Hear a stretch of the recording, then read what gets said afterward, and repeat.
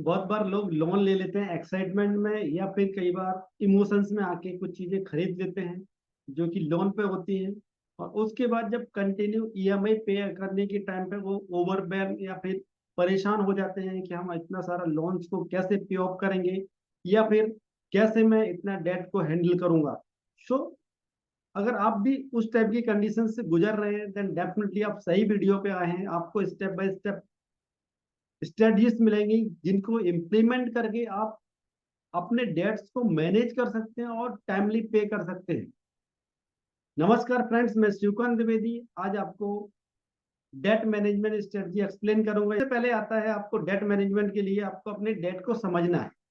Understand date, उसको समझने के लिए आपको लिस्ट आउट करना है कि आपको डेट्स को, आपके डेट किस टाइप के डेट्स हैं, उनको लिस्ट बना लेनी है। देन उसके अगेंस्ट उसके इंटरेस्ट रेट जो है और उसकी अमाउंट कितनी ड्यू है, वो सब आपको लिख लेना है क्लियर कर। उसके बाद आपको प्रायोरिटाइज करना है from higher interest rate to lower interest rate. जब आपको पता रहेगा आपके पास कौन कौन से डेट्स हैं और किस टाइप का आपके लोअर इंटरेस्ट रेट किसका है और हायर इंटरेस्ट रेट किसका है, उसके बाद आप डिसाइड कर पाएंगे कौन सा इंटरेस्ट मतलब कौन सा आपको लोन पहले पे करना है। और इसमें मैं रिकमेंड करूंगा जो आपके पास लोअर अमाउंट वाला लोन रहेगा, जिसके पास सबसे कम ड्यू अमाउंट होगा, उसको पहले टारगेट करेंगे।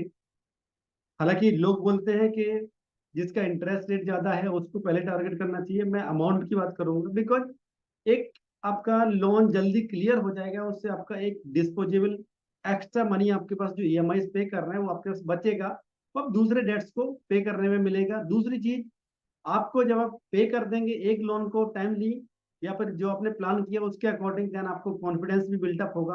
तो दूसरे लोन्स को पे करने में भी आपको हेल्प मिलेगी, आपको कॉन्फिडेंस हेल्प करेगा। नेक्स्ट सेकंड स्टेप जो आता है उसमें तो क्रिएट योर बजट। तो बजट ऐसा होना चाहिए जिसमें कि हमारे पास अपना इनकम का ट्रैक भी होना चाहिए। बहुत बार लोग बोलते हैं कि मेरा पैसा कितना आता है और कहाँ चला जाता है मुझे पता ही नहीं चलता। अगर आप इस टाइप की कंडीशन से गुजर रहे हैं तो आप फाइनेंशियली मिसमैनेज हैं। तो आप अपने डेट्स को, अपने पहले तो इनकम को समझिए और उसको ट्रैक करिए। उसके बाद अपने एक्सपेंसेस जो हैं उनको ट्रैक करिए, उनको भी लिस्ट आउट करिए। और उसमें भी दो तरह से आपको लिस्ट आउट करना है, एक तो नेसेसरी एक्सपेंसेस, दूसरे आपके जो कि रिड्यूस कर सकते हैं एक्सपेंसेस, कुछ छोटा मोटा कंप्रोमाइज करके या कुछ करके, तो वो भी आपको कर सकते हैं। उस तरह से आप एक्सपेंसेस को भी सेग्रीगेट करेंगे। देन आपको एक सेपरेट फंड अलोकेट करना है आपकी सेविंग्स के लिए, वो मैं बताऊंगा उसको कैसे यूज करना है, कहाँ यूज करना है। और दूसरा एक सेपरेट फंड आपको अलोकेट करना है, चाहे मिनिमम अमाउंट जितना भी कर पाए आप डेट रिपेमेंट के लिए आपको रखना है। इस तरह से आपका बजट क्रिएट हो जाएगा। और बजटिंग के लिए मैंने आपको एक सेपरेट वीडियो बनाया है, उसका लिंक मैं डिस्क्रिप्शन में दे दूंगा, ऊपर आई बटन में मिल जाएगा। वहां से आप देख सकते हैं आप बजट कैसे बनाएंगे अपना। देन आपका एक इमरजेंसी फंडिंग फंड प्लान होना चाहिए या फिर कंटिजेंसी प्लान होना चाहिए। कंटिजेंसी प्लान में आपको क्या क्या करना है, सबसे पहले तो इंश्योरेंस लेना है। अपना इंश्योरेंस, जो भी अर्निंग मेंबर्स है फैमिली में उन सबका टर्म इंश्योरेंस लेना है। दूसरा कोई इंश्योरेंस एलआईसी वगैरह की बात नहीं करूंगा मैं, सिर्फ आपको टर्म इंश्योरेंस ही लेना है। वो भी आपका एनुअल इनकम जो है उसका 10 टाइम्स तो मिनिमम आपका इंश्योरेंस होना चाहिए। देन दूसरा इंश्योरेंस आपको लेना है हेल्थ इंश्योरेंस, पूरी फैमिली का कवर होना चाहिए। अगर आपके पास डिपेंडेंट पेरेंट्स हैं तो उनका सेपरेट इंश्योरेंस लेंगे, क्योंकि आप अगर कंबाइन करके लेते हैं तो आपका प्रीमियम थोड़ा ज़्यादा हो जाता है। तो आप अपना फैमिली, जो इमीडिएट फैमिली है उसका सेपरेट इंश्योरेंस ले सकते हैं, और डिपेंडेंट पेरेंट्स का सेपरेट इंश्योरेंस ले सकते हैं, हेल्थ इंश्योरेंस। इसके बाद आता है आपके पास इमरजेंसी फंड होनी चाहिए। फंड के लिए जो जैसा मैंने बोला था कि सेविंग जो है, उस सेविंग को 10% आपको मिनिमम रखना है। वो ऑटोमेटिक सेविंग हो जाएगी आपकी, जो कि आप ऑटोमेटिकली आपके पैसा आने के बाद दूसरे अकाउंट में ट्रांसफर हो जाएगा। वो सेविंग आपको हेल्प करेगा आपका इमरजेंसी फंड बिल्टअप करने में। इस तरह से आप इमरजेंसी फंड भी क्रिएट कर पाएंगे, जो कि आपका किसी और सिचुएशन के लिए रेडी रहेंगे। और इसमें रिकमेंडेड है कि मिनिमम 3 मंथ्स का और मैक्सिमम 6 मंथ तक का आपके पास इमरजेंसी फंड होना चाहिए। सो आपके मंथली एक्सपेंसेस आपको जब पता रहेंगे तो आपको पता रहेगा कि मेरे पास इमरजेंसी फंड कितना होना चाहिए। लाइक आपका 50,000 रुपए मंथली एक्सपेंसेस हैं, देन आपके पास मिनिमम 1.5 लाख और मैक्सिमम 3 लाख रुपए का एक सेपरेट फंड होना चाहिए, जो कि आपको हेल्प करेगा इमरजेंसी कंडीशंस में। क्योंकि बहुत बार मैंने देखा है, अभी सभी ने देखा है कि कोविड के टाइम पे बहुत सारे लोगों की जॉब चली गई थी, इनकम सोर्सेज जीरो हो गए थे। उस केस में आप उस टाइप की कंडीशन से रेडी रहेंगे निपटने के लिए। देन नेक्स्ट जो हमारा आता है, उसमें आता है डेट कंसोलिडेशन और इंटरेस्ट रेट निगोशिएशन। तो इसमें 3 स्टेप्स में मैं बात करूंगा।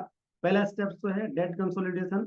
इसमें क्या होता है कि आपके पास सपोज 3-4 अलग अलग टाइप के डेट्स हैं, ये लोन्स हैं, आप अपने बैंक से बात करके उनको कंबाइन कर दीजिए। और उसमें क्या होता है बेनिफिट, जब आप कंसोलिडेट करते हैं तो डेफिनेटली आपको एक इंटरेस्ट रेट कम मिल जाता है, उसका बेनिफिट आप ले सकते हैं। दूसरी चीज, आपको सिंगल ईएमआई पे करना है, जो कि आपको अलग अलग ईएमआई मैनेज करने के लिए या डिफरेंट डिफरेंट अकाउंट से मैनेज करने के लिए, या कई बार होता है हम स्किप कर जाते हैं, भूल जाते हैं कि हमारे ईएमआई जाना है, तो ईएमआई बाउंस हो जाता है, उसके बैंक के चार्जेस अलग पे करने पड़ते हैं। उन सब चीजों से आप बच सकते हैं। देन आता है बैलेंस ट्रांसफर। सपोज आपने कोई ऐसा लोन लिया हुआ है या ऐसे बैंक से लोन लिया हुआ है जो कि हायर इंटरेस्ट रेट पे दे रहा है, तो आप दूसरे बैंक से कंसल्ट कर सकते हैं। वहां दूसरे बैंक में अगर आपको लोअर इंटरेस्ट रेट मिल रहा है, देन आप उस पर्टिकुलर लोन का बैलेंस ट्रांसफर करा सकते हैं। देन होता है, आप अपने बैंक से बात करेंगे, बैंक मैनेजर से, और उसको एक तरह से रिक्वेस्ट भी कर सकते हैं और अपना फाइनेंशियल सिचुएशन को बता के आप अपने कमिटमेंट को शो कर सकते हैं कि कैसे मैं डेट प्रीपेमेंट का प्लान कर रहा हूँ, मुझे आपसे सपोर्ट चाहिए इंटरेस्ट रेट रिडक्शन के लिए। देन डेफिनेटली बैंक मैनेजर्स आपको सपोर्ट करेंगे। और अगर आपने ऐसा करके 0.5% इंटरेस्ट रेट भी कम कर लिया, तो डेफिनेटली आपको फ्यूचर में बहुत अच्छा बेनिफिट मिलने वाला, ज्यादा अमाउंट का बेनिफिट मिलेगा। देन आपका नेक्स्ट जो आता है, आपको एक्सपेंसेस को रिड्यूस करना। यस, डेफिनेटली कई बार ऐसा होता है हम लोग ऐसे एक्सपेंसेस जोड़ के रखते हैं या फिर अपनी लाइफ में इंप्लीमेंट करके रखते हैं जिनकी हमें बेसिक रिक्वायरमेंट नहीं है। जैसे कि कुछ सब्सक्रिप्शंस होते हैं, मंथली सब्सक्रिप्शन, उनको आपको कैंसिल कर देना स्टेट में।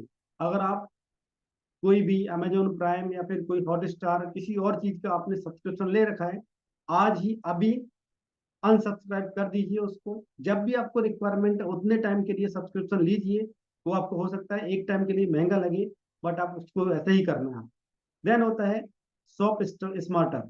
स्मार्टर शॉप कैसे, आप शॉपिंग करने जाते हैं तो डेफिनेटली आपको ऐसा इधर उधर भटक के शॉपिंग नहीं करने, जस्ट राउंड मारा, जो अच्छा लगा वो ले लिया। आपको शॉपिंग करने जाना, लिस्ट आउट कीजिए, घर से लिस्ट बना के ले जाएंगे, उस लिस्ट के अकॉर्डिंग ही आपको शॉपिंग करनी है। ऐसा नहीं कि जो आपको अच्छा लग रहा है उसको ले लिया।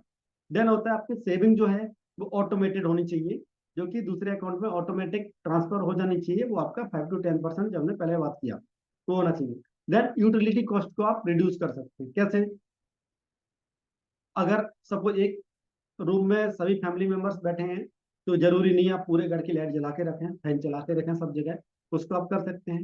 दूसरा, टीवी अलग अलग घर में यूज, अलग अलग रूम्स में यूज करने की जगह एक कॉमन टीवी देखिए, उसको यूज कर सकते हैं आप। या कहीं जाना है तो एक आप पब्लिक व्हीकल्स का भी यूज कर सकते हैं कई बार, उसका बेनिफिट लेके आप यूटिलिटी कॉस्ट को कम कर सकते हैं। इस तरह से आप अपना मंथली एक्सपेंसेस को कम करेंगे, डेफिनेटली आपको फाइनेंशियली सपोर्ट मिलेगा।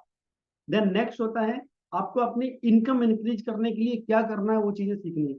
लाइक आप अगर जॉब में हैं और आपको रिक्वायर्ड है कोई नई स्किल सीख के आप अपना प्रमोशन ले सकते हैं या फिर कोई इनकम बढ़ा सकते हैं, देन वो स्किल सीखिए आप।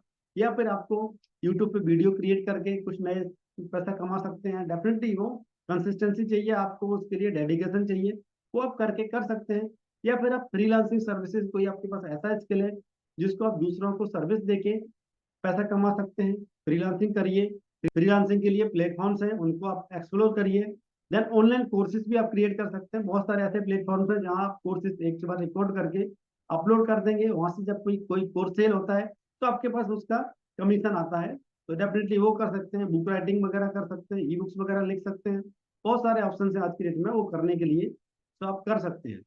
देन आपको एक फाइनेंशियल एडवाइजर चाहिए, फाइनेंशियल प्लानर चाहिए होगा, जो कि आपको एक कस्टमाइज सपोर्ट देगा। बिकॉज ये जो स्ट्रेटजीज शेयर की गई है एक जनरल स्ट्रेटजीज है, तो आपकी फाइनेंशियल कंडीशंस अलग हो सकती है। उसके लिए आपको एक पर्सनल कस्टमाइज फाइनेंशियल एडवाइजर चाहिए, जो कि आपको पूरा प्लान देगा, आपको कहाँ इन्वेस्टमेंट करना है वो सब समझाएगा, और उसके अकॉर्डिंग आपको करना है।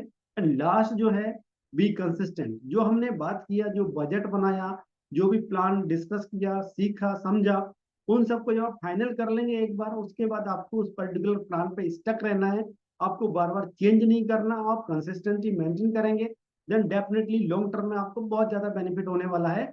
और इस तरह से आप डेट फ्री भी रह पाएंगे, और हो सकता है कि आप फाइनेंशियल फ्रीडम वाली लाइफ स्टाइल एंजॉय करें कुछ दिनों बाद। और जब आपको ऐसा कुछ बेनिफिट मिले तो डेफिनेटली इस वीडियो के कमेंट में आके लिख देना और वीडियो को लाइक कर देना। Thank you. और इसके साथ में मैं एक अनाउंसमेंट करना चाहता हूँ, एक मैं ट्रेनिंग सेशन चालू करने वाला हूँ। एवरी फ्राइडे मैं 30 मिनट्स का ट्रेनिंग लूंगा, इस टाइप के टॉपिक्स को मैं एक्सप्लोर करूंगा और लोगों को समझाऊंगा, सिखाऊंगा। अगर आप इसमें इंटरेस्टेड हैं ट्रेनिंग लेने के लिए, मैं फॉर्म डिस्क्रिप्शन में लिंक दे दूंगा, उसको फिलअप कर दीजिए उस फॉर्म के, अगर तो आपको ईमेल नोटिफिकेशन मिल जाएगा, और उस ईमेल के थ्रू आप ज्वाइन कर सकते हैं और आप नई नई चीजें सीख सकते हैं। Thank you.